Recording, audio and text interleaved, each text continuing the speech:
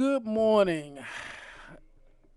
It is March 18th, just before the market opened, and back to business. I didn't do a pre market outlook yesterday. I had a lot of errands to run, a lot of business, family issues to take care of. But I'm back. I did get back later in the day, and I did take two trades. And I try not to, if I don't have a game plan, I really try not to trade. But there were two areas that were just so appetizing to me that I just had to take that risk. Um, and one did pretty much pay off. May try to go over those trades at some point or do another video. Um, but like I say, I took two trades. Pretty much one was a loss. Um, I try to do the point total here in just a second. All right. Like I say, the two trades that I did yesterday, the first one was a loss. I lost seven and a quarter points, 7.25 points. Um, and the next one was right around that same area, and that one was a positive. It was a gain of 49 and a half points on the NASDAQ. So those were the only two trades that I took yesterday. Um, and on to the pre market outlook. Again, we're still fast and furious with the market movements. We are right now at the limit down. And usually, what happens at that limit down, market is stopped until opening, and we will probably crest further beyond what the limit down is. It'll be really bad if we hit 7% and we get stopped again.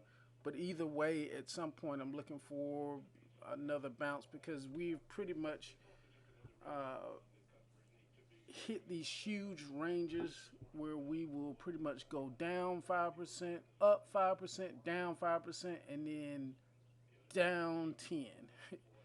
um, that's pretty much, in a nutshell, how things have been moving. Um, we'll go over the ranges or the what I'll be looking at. Um, Based on momentum, I will probably. It's kind of hard to say, but first off, I'll probably be looking for a buy. If we can get momentum to kind of turn around, because I know we're going to have a decent sized bounce. Um, and then most of all is looking for a short. Those are the trades that I would really like to trade. But however, um, it's going to take so long for us to get to resistance. I usually don't have time to sit around that way, so that's why only reason that I'm looking for um, a buy coming into the morning. But let's get into the levels.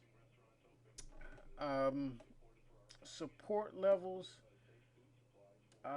First jack support level is going to be 70.41, and as I go through this, I've kind of had to start doing this as a range, but there's a line that I put on the chart for reference. But the range for jack support is going to be 70.45 through 70.41.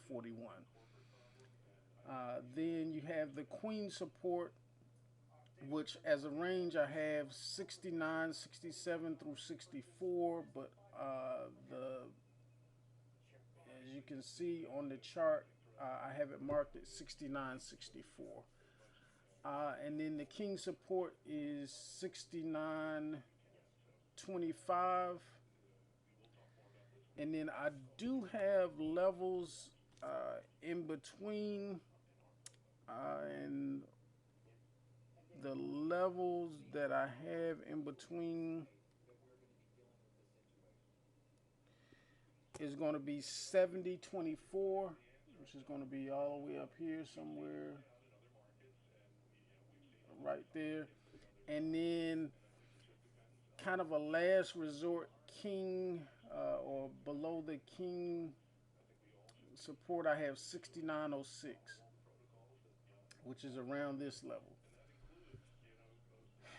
When it comes to resistance, the first resistance level is going to be 71.36.